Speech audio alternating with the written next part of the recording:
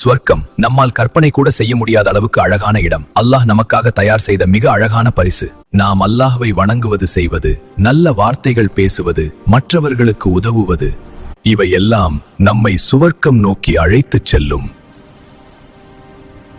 ஒரு நாள் அல்லாஹ் நமது நல்ல செயல்களுக்கு பரிசாக சுவர்க்கத்தின் கதவுகளை நமக்காக திறப்பான்.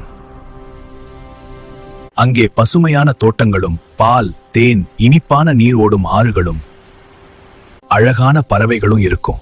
அங்கே துக்கம் இல்ல, நோயும் இல்ல, பயமும் இல்ல. பொன்னும் முத்தும் கொண்டான பெரிய மாளிகைகள். ஒவ்வொரு நல்ல செயலுக்கும் ஒரு அரண்மனை. யாருக்கும் கற்பனை கூட செய்ய முடியாத பரிசுகள். அல்லாஹ் மிகவும் கருணையுள்ளவன். நாம் எப்போதும் நல்ல செயல்களையே செய்வோம்.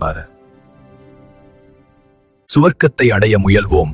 அல்லாஹ் நமக்கு சுவர்க்கம் வழங்குவானாக. ஆமீன்.